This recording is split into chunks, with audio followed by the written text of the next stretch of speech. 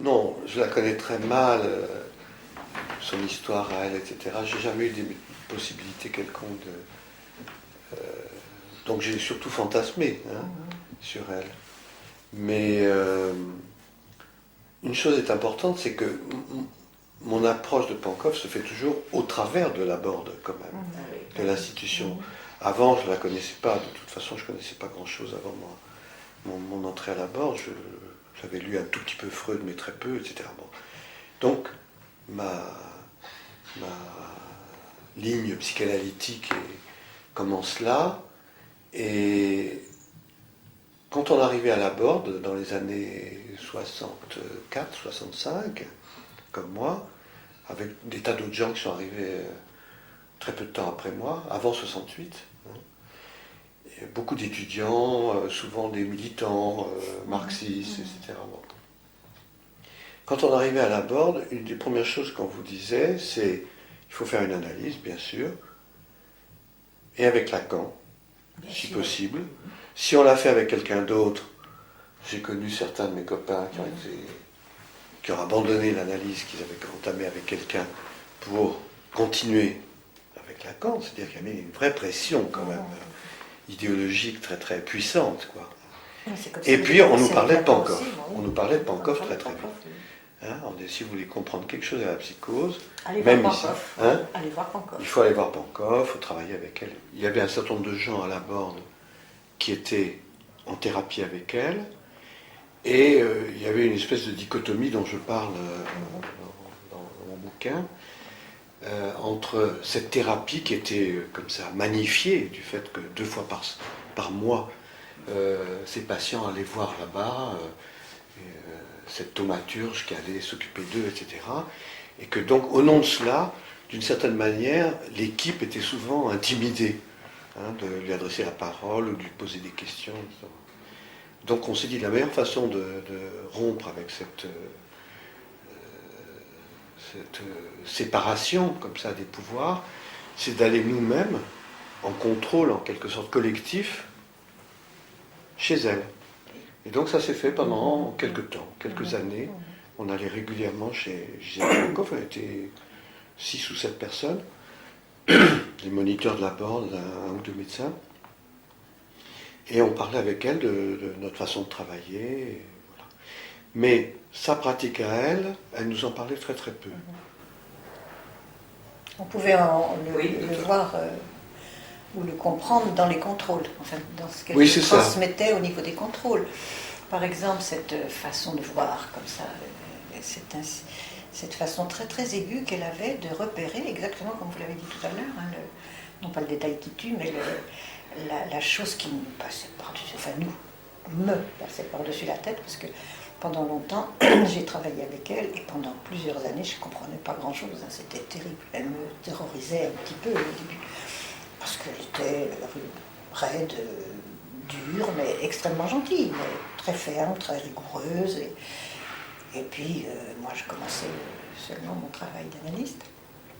Et à un certain moment, justement, on débite comme ça les choses, la pratique, et non, elle écoute. Puis on dit, ah, c'est ça. Et puis il continue, non, puis après, il dérive complètement sur autre chose. C'était aussi ça, c'est comme si elle ponctuait le fait que ça y était, le travail avait été fait, et du coup elle s'embarquait en demandant des nouvelles de ma fille, nanana, enfin, et c'était fini. Mais elle avait pointé quelque chose, que des fois, dans le meilleur des cas, 1 fois sur 20, je pouvais comprendre de quoi il s'agissait. Mais très souvent, c'était le trèfle à 4 feuilles, elle a vu quelque chose, voilà, c'est ça. Prenez ça, débrouillez-vous avec. Et quand on n'a pas l'œil ou l'écoute suffisante, puisqu'on venait là effectivement pour apprendre, j'avais le sentiment très très souvent d'avoir rien compris, de repartir avec mon paquet, et de dire mon Dieu, qu'est-ce qu'elle veut penser de moi, etc. D'être très blessé un peu dans la difficulté par rapport à ça. Alors à propos justement d'une sorte de brutalité, on pourrait dire, mais très voulue, très calculée. Oui. Je me rappelle une fois lui avoir adressé une jeune femme qui voulait devenir psychothérapeute, qui me semblait très agitée quand même à l'époque. Et je lui ai conseillé, avant de devenir psychothérapeute, de se lancer, parce qu'elle avait commencé plus ou moins déjà à soigner des gens. Je lui ai dit, tu pourrais commencer par t'occuper un tout petit peu de toi, donc de faire toi-même une psychothérapie. Va donc voir Gisela Ponkov. Alors elle a donc téléphoné à Gisela, et au bout de 3 ou 4 minutes, Gisela lui a dit au téléphone, écoutez, vous avez l'air extrêmement malade. Oui, c'est ça. Alors elle était absolument atterrée. Elle m'a retéléphoné en pleurant, en disant, mais elle m'a dit que j'étais malade, etc. Bon, j'ai dit, mais c'est comme ça, elle travaille comme ça. Ce qui l'intéresse quand elle a affaire à des gens qu'elle considère comme des névrosés, des névropathes, c'est quand même d'aller aussi vite que possible vers leur noyau psychotique, Voilà, finalement, on pourrait dire. Mhm. Elle dit que si l'analyse d'un névrosé ne passe pas par cette étape, il y a quelque chose d'infranchissable, quoi. On butera sans arrêt là-dessus, etc. Donc ne t'inquiète pas, ça veut dire qu'il y a du travail à faire, mais ça ne veut pas dire que tu es folle, quoi. Donc... Dans le travail, c'était la même chose, c'est-à-dire que quand elle était comme ça dans le contrôle, elle supposait que, bon, déjà on avait fait un travail analytique personnel suffisant, etc., pour qu'elle puisse aller toucher, là, comme tu dis, hein, au noyau de fragilité de chacun. Et par exemple, quand elle jugeait que pour telle ou telle raison, telle personne bon, on ne pouvait pas s'en occuper, elle le disait d'une façon brutale. Mais vous êtes trop fragile pour un tel malade. Vous êtes trop fragile, attention, ne vous engagez pas là-dedans. Soignez-vous d'abord. Je chaud comme ça. Hein. Alors bon, c'était pas très très simple. Ouais, moi, ma part de brutalité, ça s'est manifesté d'une autre façon, pour moi. Hein. À un moment donné, j'ai été dans un contrôle individuel avec elle.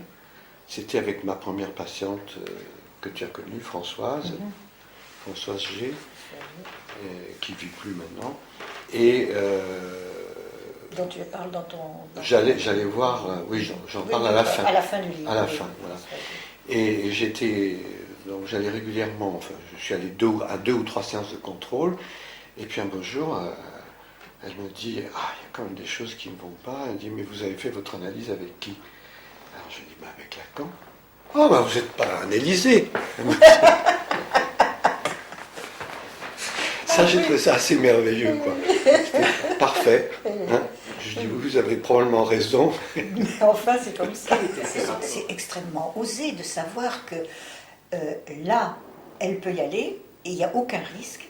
Et là, n'importe qui un peu inquiet, un peu névrotique sur les bords ne serait jamais. Comme par exemple ce patient dont elle disait qu'il voulait se jeter par la fenêtre. Tu l'as entendu ça aussi parfois. Moi, je l'ai entendu autrement, c'est marrant, chacun l'entend oui, comme un... Oui, qui jetait par la fenêtre. Vas-y, toi, oui, je te dirai ma théorie. Voilà, c'est ça. Vas-y. Dans mon souvenir, c'est ça ce qu'elle racontait. Qui voulait se jeter par la fenêtre et qu'elle lui disait allez-y, je vais ouvrir la fenêtre, allez-y, faites-le, et soyez sûr que j'irai même pas à votre enterrement. Voilà, ça c'est mon souvenir. Alors moi j'ai entendu une autre histoire, mais c'est peut-être pas la même. Hein. Peut-être qu'elle l'a fait plusieurs fois, ça. Non, mais il y a un type qui est arrivé avec un pistolet chez elle. Ah, ça je me souviens, ça y est. Oui, je l'ai entendu, ça je me souviens. Et il a pointé son pistolet sur elle. Je me souviens. Et elle lui a dit, écoutez, mon machin à moi, il n'est pas assez grand pour vous. Et elle a ouvert la fenêtre. Elle a dit, il n'y a qu'à passer là. Alternative. Ah oui, ça c'est une autre... Alors le type s'est calmé.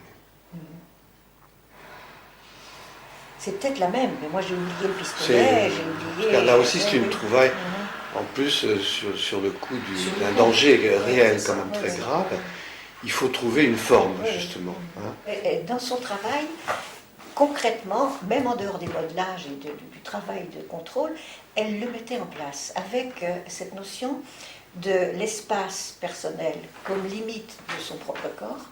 Et cet espace personnel, elle différenciait bien l'intime, le personnel échangeable, le singulier, et puis, par exemple, au niveau de son appartement. Oui. On travaillait dans les séminaires, c'était dans le grand salon, etc. Les contrôles, c'était son petit bureau, etc. Mais le reste, c'était même pas pensable de lui demander ou s'imaginer où elle dormait, où étaient les chiottes, ou les WC, pardon. Enfin bon, c'était pas pensable. Moi, je me souviens bien que je prenais mes précautions avant d'y aller, pour jamais avoir à lui demander d'aller aux toilettes chez elle. Le franchissement d'un espace. C'est l'intime. Privé, tout ce qui est l'intime, c'est la limite. C'est ça. Et c'était la limite du corps dans son espace privé. Et là, elle n'a jamais transgressé cette affaire-là. Et elle était vraiment très. Par exemple, elle le mettait aussi dans son travail. Par exemple, elle nous disait souvent, elle l'a dit suffisamment de fois pour peut-être que tu l'aies entendu, qu'à un moment, un malade lui avait demandé, il n'en pouvait plus, où sont les toilettes, etc. Oui, c'est dans le livre, je l'ai mis ce passage. Oui. Il l'a mis. Hein, oui. Oui, elle a refusé. Oui, qu'elle lui disait, elle lui avait dit, moi je l'ai entendu ça aussi. Oui. Elle lui disait, elle nous racontait ça, elle disait, mais pas du tout, tout se passe ici, si vous voulez mettre votre cul sur le cul de l'analyste, pas du tout, vous allez faire ça là.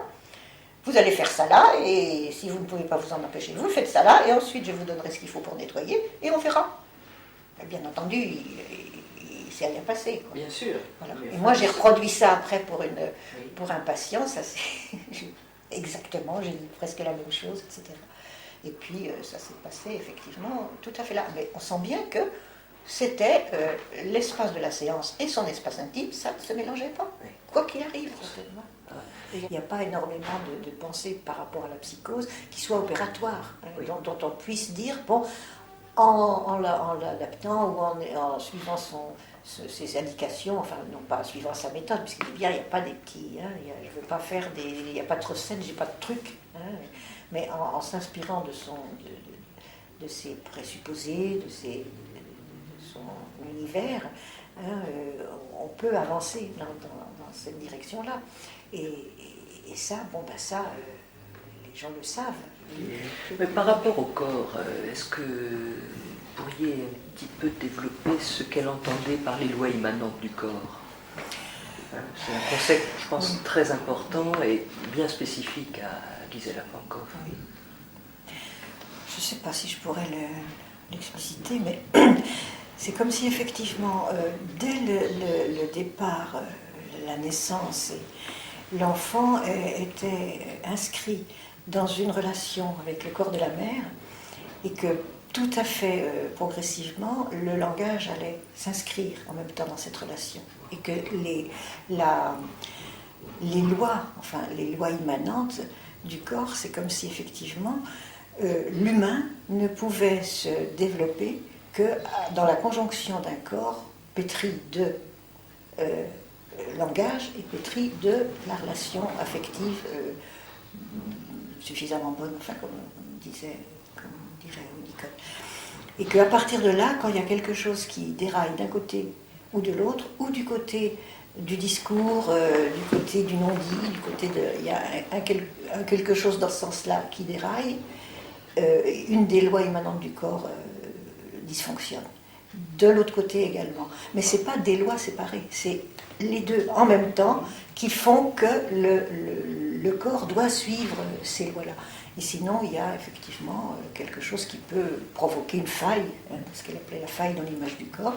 Et souvent, la faille, pour les psychoses hystériques, était plutôt du côté du corps et du côté du sexuel, le père pervers, etc., d'un des côtés de la loi du corps, du côté du sexuel, tandis que pour les psychoses, c'était plutôt de l'autre, c'est-à-dire d'une histoire qui était perturbée, une fonction symbolique dans la famille qui n'avait pas été tenue, un mensonge, un non-dit, enfin quelque chose qui dans cette direction-là était quelque chose de cassé. C'est comme ça que j'ai compris les lois immanentes du corps, mais peut-être on peut le comprendre autrement. De l'ordre de la crypte, chère à Maria Toro. Oui, ça c'est autre chose. Je crois que c'est autre chose. C'est difficile de nous parler de crypte parce que Effectivement, ce que Maria Torok et Abraham disent dans la crypte, c'est que tout de même, c'est une position, la crypte, intermédiaire entre la position freudienne et la position lacanienne. Par exemple, la position freudienne où le moi est effectivement qu'il y a une difficulté pour la psychose entre le moi et la réalité. Pour Lacan, effectivement, c'est tout ce qui est autour du symbolique, et la forclusion du nom du père, etc. Tandis que pour la théorie de Torok-Abraham, il me semble, c'est que la crypte, c'est à l'intérieur du moi, donc on reste dans la notion du moi, mais quelque chose est encrypté qui a une valeur effectivement de non inscrit dans le symbolique. Et c'est quelque chose qui est à symboliser de l'histoire de la personne. Je m'en suis servi aussi pour certains patients, en particulier une patiente dont je parle Ariette, dont je parle dans les figures du réel, où effectivement le travail que je faisais à ce moment-là avec c'était pas des modelages, c'était des créations, des sculptures, etc., n'ont pas pu se faire complètement avant qu'il y ait une réparation au niveau d'une histoire de crypte comme ça. Après, ça a pu se mettre en place. Mais cette crypte, c'était effectivement un traumatisme qui avait été inscrit chez cette personne et que les crises d'agitation étaient là pour montrer à quel point on s'approchait dans le travail et dans le transfert de cette levée de crypte. Et ça s'est fait tout doucement de séance en séance, enfin de crise en crise, à chaque fois qu'il y avait à la fin de la crise, qui était une crise avec un déroulement tout à fait particulier au niveau de délire corporel qu'elle vivait, et à la fin de ça, quelque chose effectivement émergeait d'un discours, un petit morceau, 2 ou 3 mots qui émergeaient, et qui après, voilà, toutes les crises vont donner des petits mots qui vont faire un discours, mais sur le long terme, sur de 3 ans, je ne sais pas, quelque chose, même pas dans 2 ans, et vont effectivement pouvoir se mettre dans un récit qui va se réinscrire à ce moment-là. Mais dans ces crises-là, effectivement, il y avait tout un déroulement du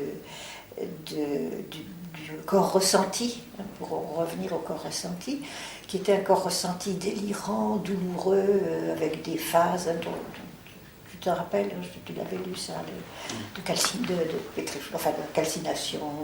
etc.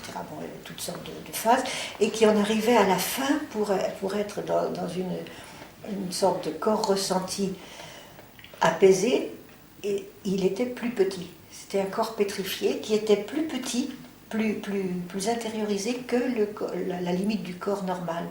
Et c'est là où on voit comment le délire peut jouer autour de la notion de limite du corps, que la limite du corps ressenti peut être à l'intérieur du corps propre, de même qu'il peut être à l'extérieur. C'est Toscaïevs qui raconte ça, l'histoire d'un malade où les infirmiers s'approchaient, et le malade leur envoyait des chaises à la figure, et que lui, il s'est approché très très doucement, jusqu'à une limite qui était effectivement son espace du corps, un pas de plus, et il était dans l'espace du corps du malade, et il se faisait agresser, tandis que là, à la limite, il a pu dialoguer avec le malade et calmer, etc.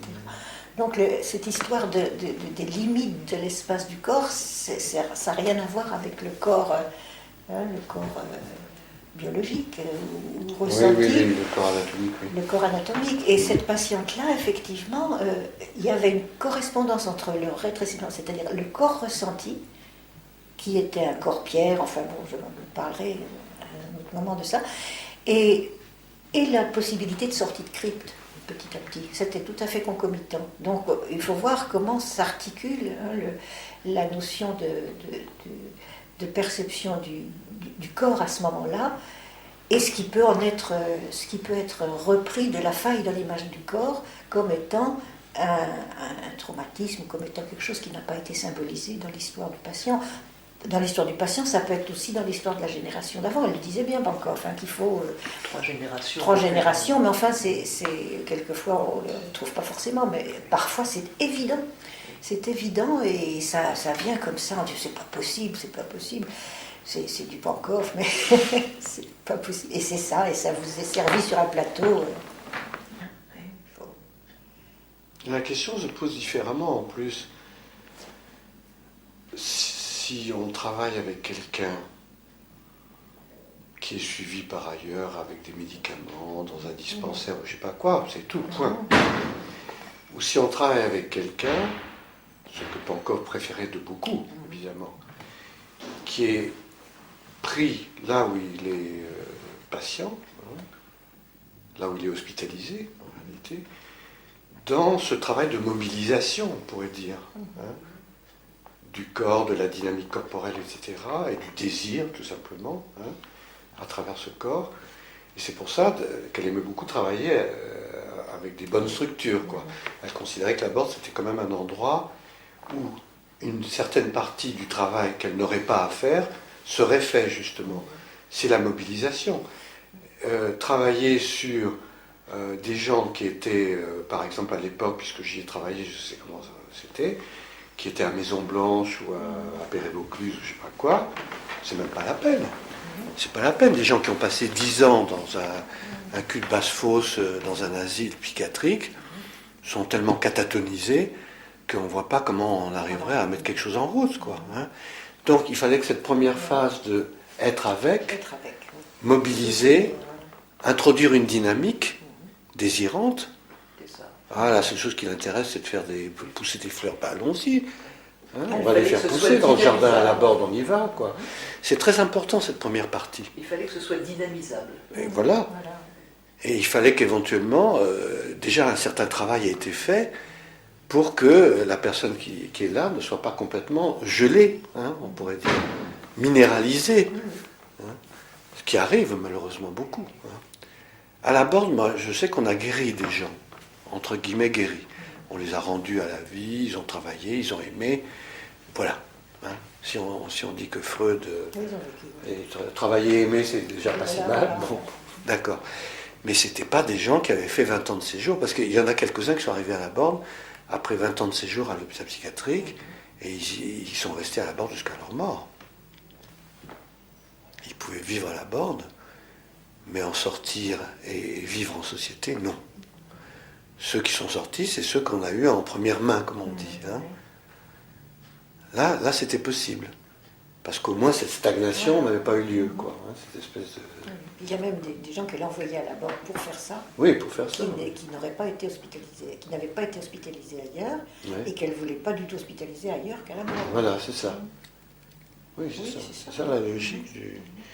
Mais il y avait cette idée qu'il faut en tout cas que les gens puissent faire des trucs, entreprendre, peindre, sculpter, se réunir, se trouver, se parler, travailler, jouer, etc., voyager, déambuler, Tosque, etc.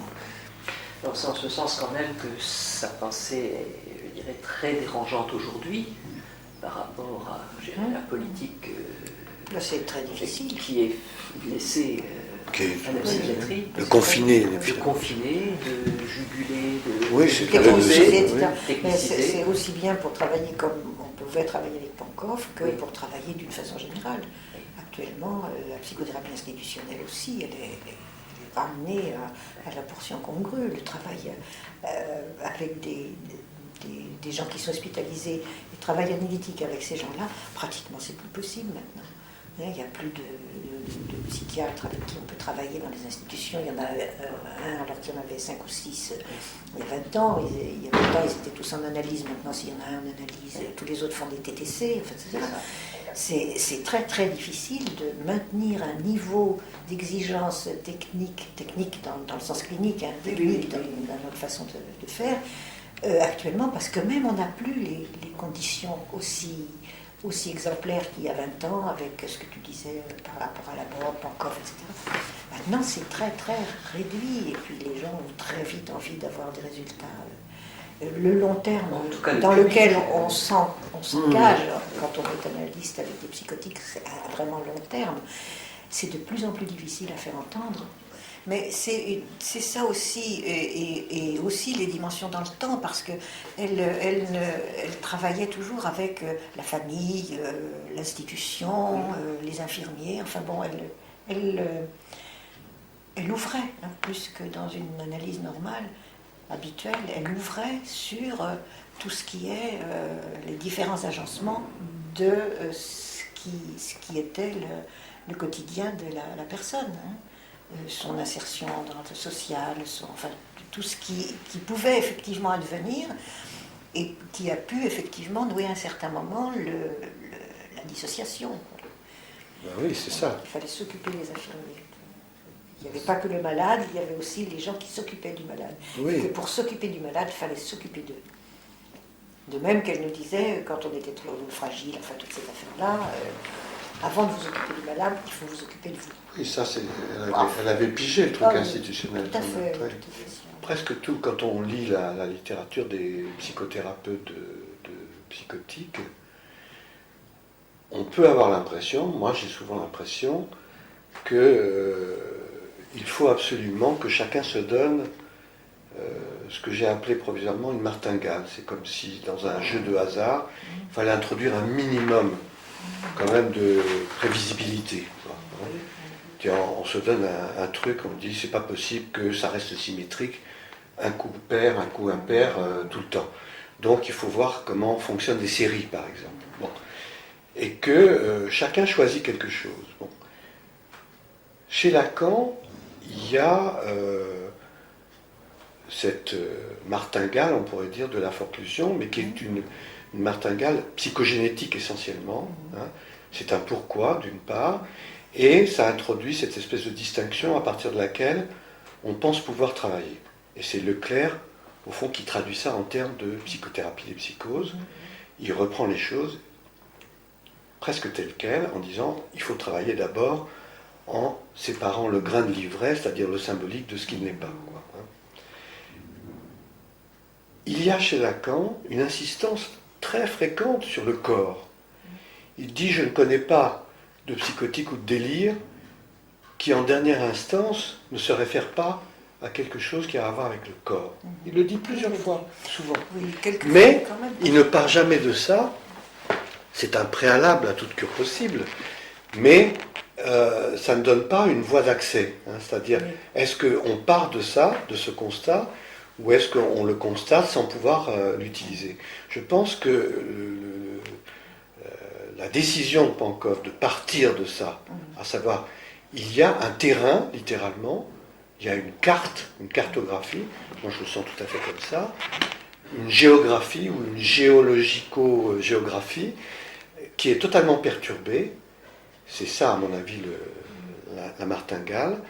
Tant que ce paysage est morcelé, découpé, avec des strates qui ne se correspondent pas, qui sont décalées les unes des autres, on pourra toujours essayer d'introduire du temps là-dedans, mais la question de l'espace nous empêchera toujours d'avoir accès à quelque chose de l'ordre de la biographie, hein, ou de l'histoire, ou de la narrativité. Donc on commence par ça. Il y a, pour elle, le préalable, il est là, effectivement. Elle le dit tellement bien qu'elle dit finalement, je ne suis pas psychanalyste. Elle le dit comme ça. Bien sûr, elle est psychanalyste avec d'autres patients. Mais avec les psychotiques, elle dit volontiers qu'elle n'est pas psychanalyste. Elle fait un travail qui va leur permettre, éventuellement, de faire une psychanalyse. Et ça me semble très très important. Il y a un préalable, hein, donc il faut construire quelque chose qui, alors, du point de vue de Pankow, soit une structure qui tienne, qui soit totalisée, et dialectique, hein, où les parties et le tout se combinent aussi harmonieusement que possible. À partir de là, on entre dans le temps. Et c'est intéressant parce que Deleuze reprend ça pour le cinéma. Hein, il dit, pour parler du cinéma, la spécificité du cinéma, qui pour lui n'est pas un mode d'expression, c'est pas un art, c'est ça qui est très curieux. Il dit c'est une pensée, c'est une philosophie le cinéma, c'est un mode de pensée, c'est un mode d'approche du réel. C'est pas une esthétique essentiellement, c'est un mode de pensée. C'est pour ça que d'ailleurs c'est très difficile d'en parler, etc. Donc il faut toutes sortes de... Il faut écrire une grammaire. Il écrit une grammaire. Il reprend énormément de choses qu'on trouve déjà chez Pankow. Cette idée que on commence par la Terre ou la cartographie, hein, l'espace, la découpe de l'espace, en volume d'ailleurs, en effet, en 3 dimensions. C'est très très important, d'où la pâte à modeler aussi. Et les images en tant qu'interaction entre le corps du patient et tous les autres corps, qu'ils soient vivants ou inertes, etc. Ça peut être aussi la lumière, ça peut être aussi les sons. Alors, l'article de Lacasse est très, très beau là, dans le recueil. Dans le recueil. Très très beau. Et tout ça, ça fait des images d'ailleurs, images sonores. On a le droit de dire ça. Donc il y a ce détachement de l'imaginaire au sens de ce qu'il, Lacan, analyse comme aussi aliénation, illusoire, à une représentation de soi-même. Ça, c'est le mot. Donc c'est là, je trouve, où Pankow prend du chant sur le plan sémiotique, voilà. En effet. Hein. Tout à fait. C'est-à-dire qu'elle prend, au fond, l'inverse, la révolution elle inverse la introduite chose. par- Elle dit, bon, Oui. on part de là. Tout ce qui est avant, qui est arrivé là, on part de là. On part du psychotique dans son monde, on se met dans son monde, Voilà. on y va, Oui. et on s'adosse, on ne cherche plus le pourquoi, on cherche le comment. Comment il pense ça, comment on va pouvoir Voilà, penser c'est ça ça. avec lui, comment on va pouvoir l'aider à reconstruire, etc. On part de là. Quand elle insiste beaucoup sur le fait qu'il faut très très souvent se départir d'aller dans les histoires de conflits, bon, d'une part, mais aussi d'insister sur le côté oral. Sur l'oralité, etc. Elle dit toujours, il faut leur construire, prendre de ci, de là, tout ce qui est déjà construit sur le plan anal. Il faut faire un cul aux malades, elle disait très souvent ça. Il faut faire un cul, il faut leur faire un cul. Et puis c'était très important, quand on dit un cul, c'est le fondement. Bon, en français, on s'assoit sur son fondement.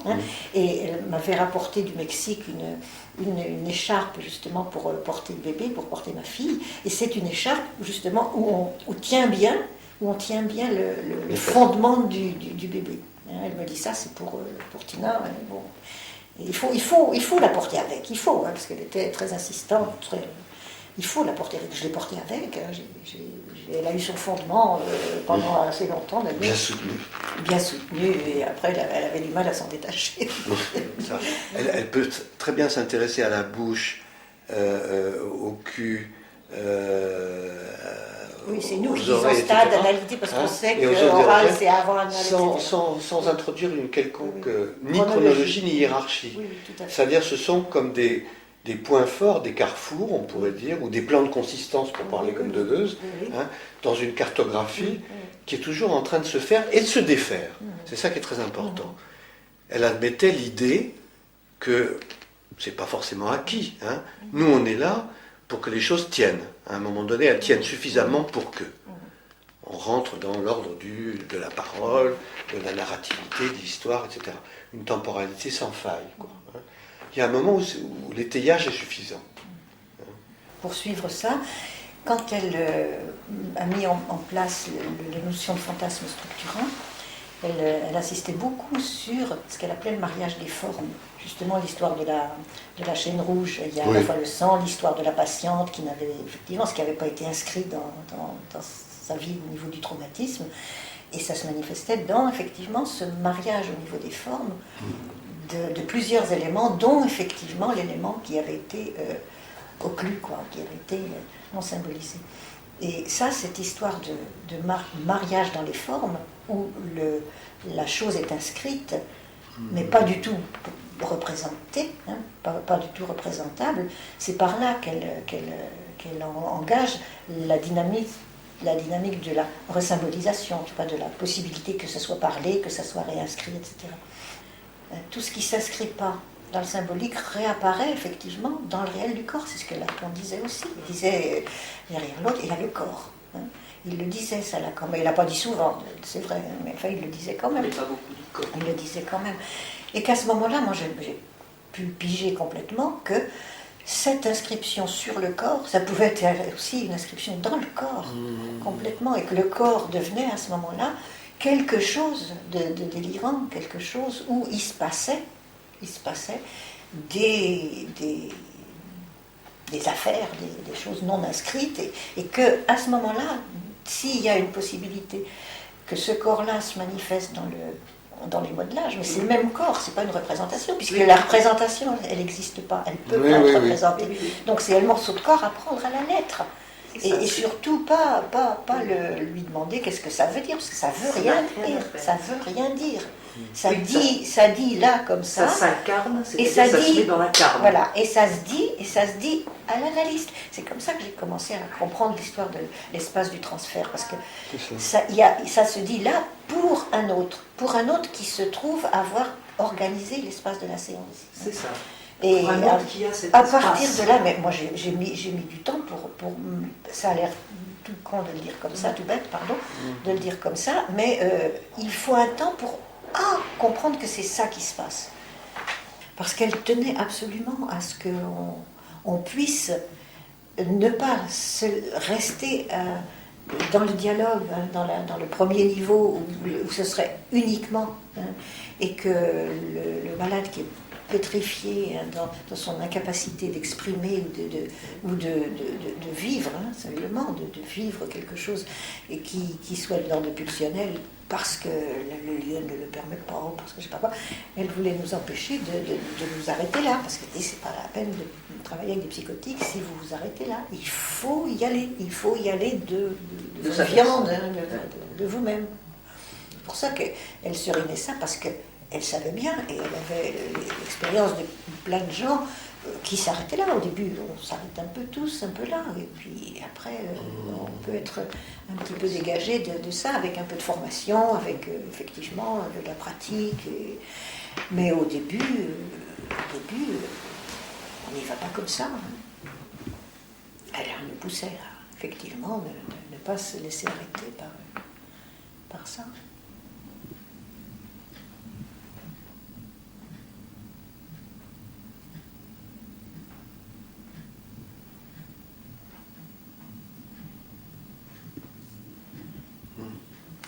J'ai envie de dire aussi qu'il ne faut peut-être pas donner l'impression de la rudesse allemande, etc. Tout ça, bien sûr, il y a cette rigueur.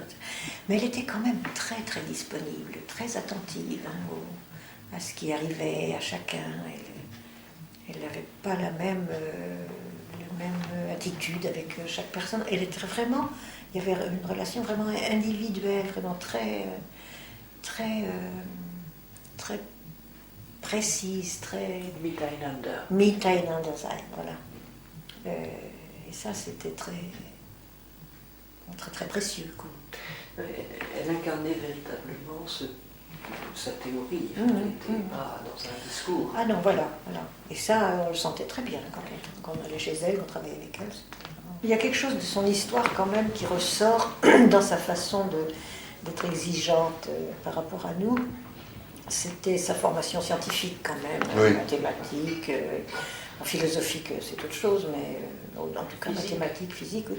C'était qu'elle n'avait pas du tout l'impression que la psychanalyse et le travail avec les psychotiques c'était un art. Non, c'était scientifique, c'est-à-dire il fallait trouver un labor l'abord de la chose, et que c'était pour ça cette sécurité, cette sûreté, c'est parce que c'était très sérieux pour elle, c'était pas aussi sérieux qu'une science, c'était pas un art voilà, dans lequel le transfert serait... Non, le transfert c'était un élément de la situation, et comme tout élément de la situation, aussi important que...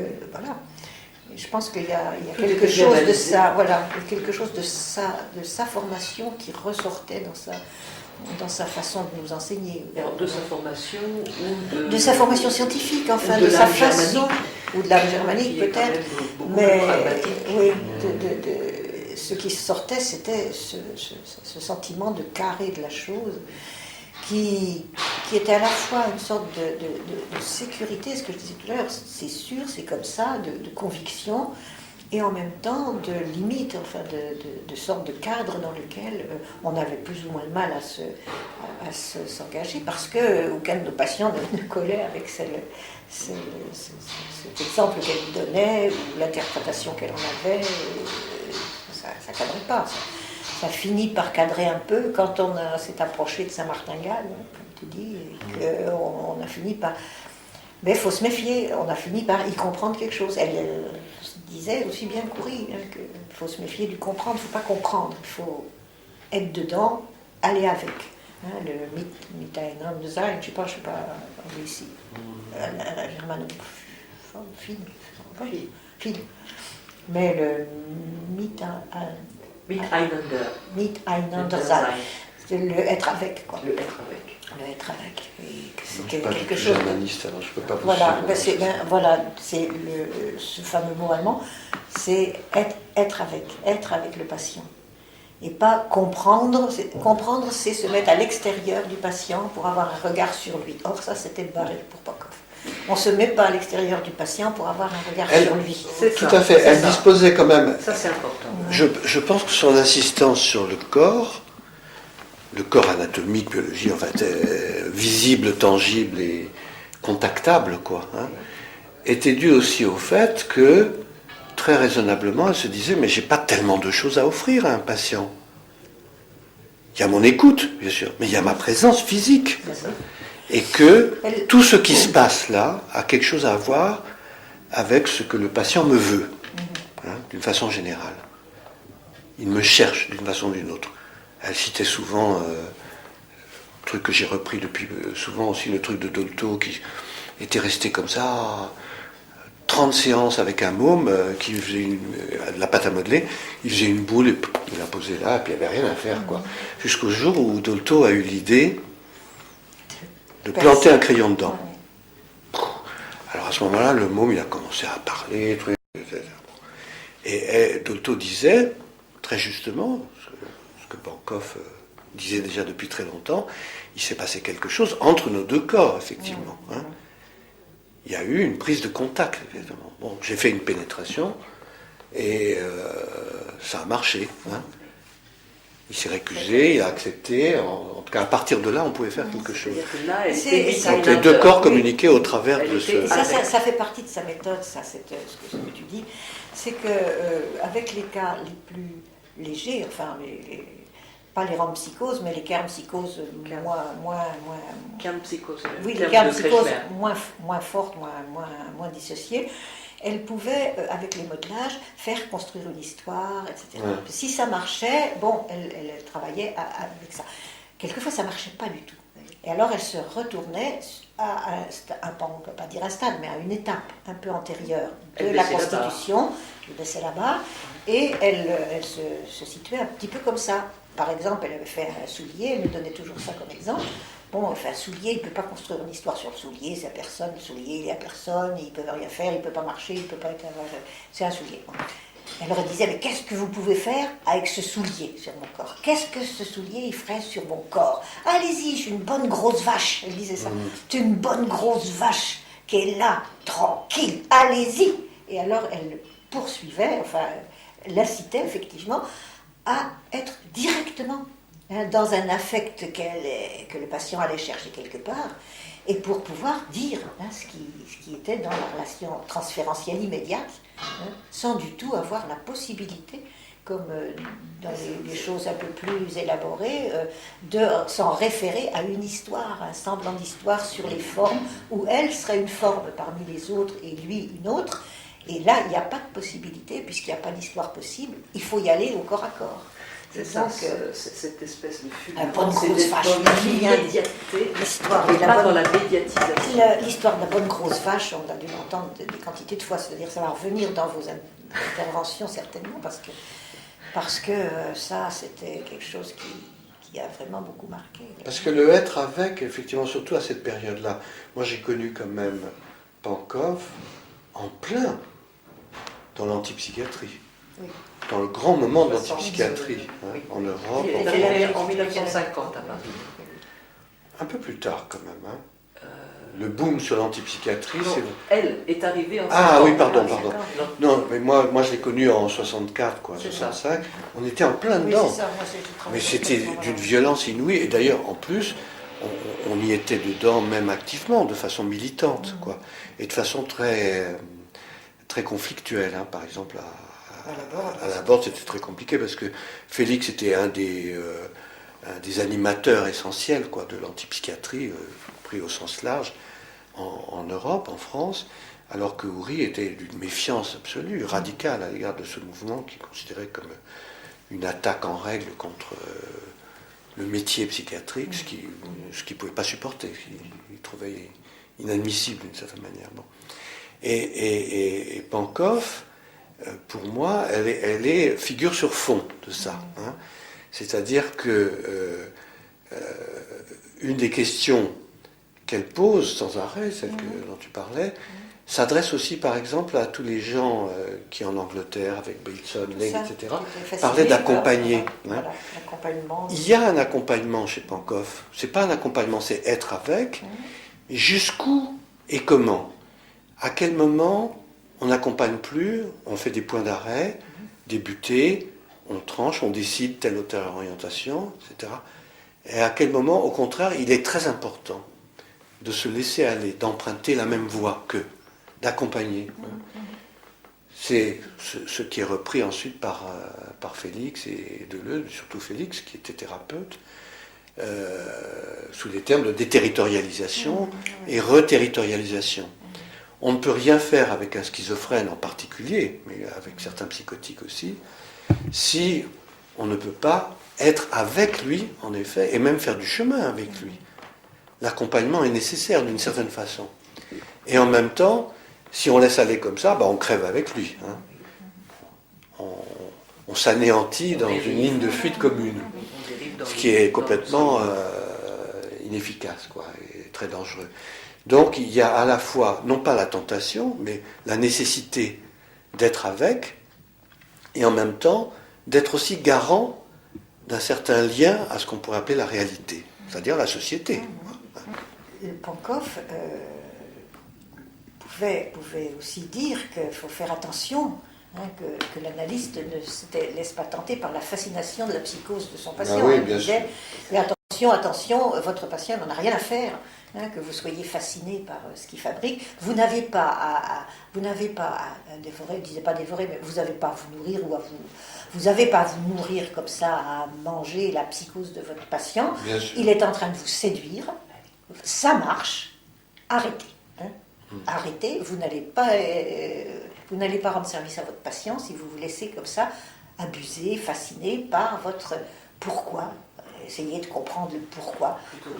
Voilà. Et elle disait ça très très souvent, comme attention, ne vous laissez pas fasciner. Par et elle disait à la suite, ça suffit, il est en train de vous séduire, et ça marche, prenez un journal, lisez François, ou lisez quelque chose à côté, ça va le calmer, ça va effectivement lui permettre de... Et c'est le problème de la thérapeutique des psychoses en général, tu crois pas? C'est ce que vous disiez, je crois, dans votre livre Figure du réel, en parlant de compassion. Oui. C'est-à-dire que la compassion serait un enfermement pour le sujet, et la non-compassion, c'est ce qui pourrait lui faire de l'ouverture. Tout à fait.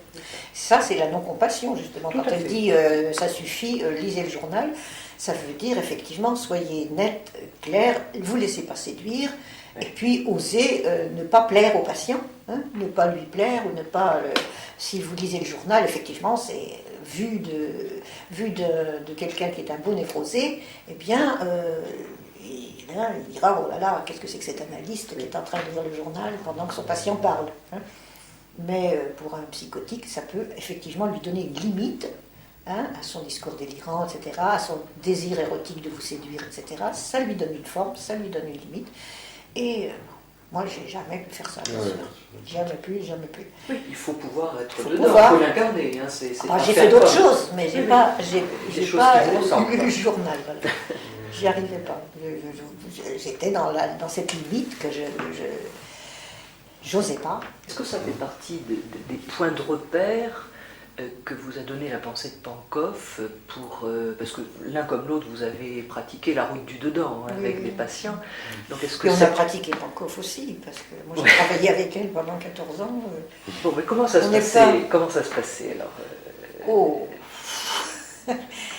Et comment vous êtes d'ailleurs? Comment j'ai fait cette rencontre avec sa pensée? D'abord avec la personne, mais avec la pensée.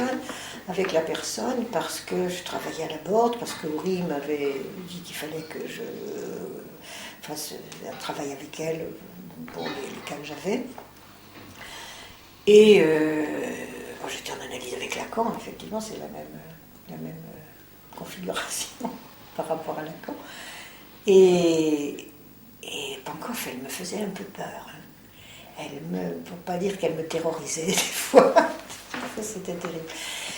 Et puis j'ai tout de suite accroché. J'ai tout de suite accroché dans la mesure où j'avais des cas très difficiles où je comprenais vraiment rien. Et où je comprenais pas grand-chose non plus quand elle me faisait un travail de contrôle, comme je disais tout à l'heure. Bon, elle disait un mot, etc. Je repartais avec ça, c'était un peu compliqué. J'avais l'impression de rien comprendre, de ne pas pouvoir, d'être la plus nulle des plus nulles. Puis je savais, parce qu'elle ne me ratait pas, hein, l'histoire de la haine de la mère, l'histoire de... Je sais plus, j'ai plein de souvenirs comme ça, où que j'étais trop fragile pour tel malade, ou que pour telle intervention, mais comment mais si vous la laissez vous détruire, vous n'arrivez pas du tout à la construire. Enfin bon, des choses comme ça, elle est forte, quoi. J'ai aussi ressenti un peu cette crainte, comme ça, Oui. c'était impressionnant, puisqu'on parle de forme et d'aspect, c'était quelqu'un quand même très imposant. Oui. Et elle avait une espèce de regard comme ça, un peu exophthalmique, un peu perçant, qui m'inquiétait, et des genoux très ronds, très forts, très phalliques d'une certaine manière, Très allemand. qui ne me laissaient pas Très indifférent, allemand, oui. mais pas du côté de la trouille, quoi. Donc, je me souviens d'un rêve, je le raconte parce qu'après tout, on est là aussi pour parler de ça. À l'époque où j'étais en contrôle avec elle, je lui ai dit, écoutez, avant de parler de ma patiente Françoise, je vais quand même vous dire ce que j'ai rêvé la nuit dernière. Donc je rêvais que je venais ici et que vous me demandiez, bon, alors est-ce que vous avez un dossier sur Françoise, vous avez écrit des choses? Alors je dis oui, je plongeais ma main dans une serviette, un genre de truc d'écolier, un cartable, j'ouvrais le cartable et j'en sortais un pistolet. Oui. On va pas là-bas sans se donner quelques moyens de défense. Il ne faut pas faire n'importe quoi. Dossier, c'est très bien, mais il faut être armé. Hein, quand même. Mais par ailleurs, je crois que c'est elle qui m'a donné pour la première fois cette impression de la puissance extraordinaire du constructivisme pragmatique dans le travail avec les psychotiques. Je crois que c'est ça aussi. L'idée qu'on est quand même tous quand même très malléables, hein, aussi fous soit-on. C'est le pari qu'on fait, c'est que si on rentre en relation avec quelqu'un qui est même très déstructuré ou non structuré, eh bien on peut quelque chose s'il se noue quelque chose, quoi, hein, on peut. Et on peut si on a aussi, disons, une espèce d'orientation au moins, hein, une méthode. Et les méthodes varient beaucoup, mais les résultats, pas tellement. C'est-à-dire, on s'aperçoit, ça j'essaye de le dire un peu crûment, je dis, il y a des gens qui ont inventé des systèmes invraisemblables quand même, très très très bizarres, mais on ne peut pas dire que ça ne marche pas. Ils ont aussi quelques résultats tout à fait patents. Pourquoi? Parce qu'il se passe quelque chose où ils essayent de construire, petit à petit, ils élaborent quand même quelque chose ensemble avec quelqu'un. Et un pont est jeté. Mais je crois qu'aussi c'est le transfert qu'on avait par rapport à elle, enfin que moi j'avais par rapport à elle, qui m'a aussi beaucoup aidée. Oui. Parce qu'elle était tellement sûre quand elle disait les choses, que c'était ça, et que c'était ça qui avait fait ça chez le malade, et que si, et que ça, qu'on avait le sentiment que pourquoi qu'on n'y arriverait pas, hein, qu'à un certain moment, puis du moment qu'elle vous aidait à y arriver, c'est qu'elle avait confiance en vous. Bon, ça je dis ça à la fin, parce qu'au début j'étais pas du tout dans cette position-là, mais après elle donnait tellement de force que Un fondement, et que du coup elle était tellement sûre que ça marchait qu'il n'y avait plus de place pour le doute. Oui, les psychoses, on ne peut pas y arriver. Mais si on peut, la preuve Pankow, et la preuve comme ça, et la preuve, moi j'y arrive aussi en faisant un peu comme elle, un peu à côté d'elle, un peu autrement, et qu'on y arrivait, et c'est ça aussi qui m'a donné l'énergie de continuer, parce que je savais qu'il y avait un truc à trouver, il y avait une méthode à trouver, il y a une façon de s'y prendre Et que ça faisait quelque chose, et que le patient se construisait, et qu'on arrivait, il fallait simplement prendre son temps, essayer de comprendre ce qui se passait, et bon, etc. Donc c'est ça aussi, ce que je lui dois, moi, c'est cette certitude que peu importe ce que les gens disent, et c'est d'ailleurs ce que j'écris tout le temps, je m'en fous des gens, je m'en fous de ce qu'ils racontent. Moi, je sais ce que j'ai fait, je sais comment ça marche avec les patients, et beaucoup, c'est à Van Gogh que je le dois, ça. C'est évidemment pas à Lacan. C'est évidemment pas à Lacan. C'est un peu avec ma deuxième analyste qui était Joyce McDougall, donc elle m'a aussi aidé là-dessus. Mais c'est d'abord Van Gogh.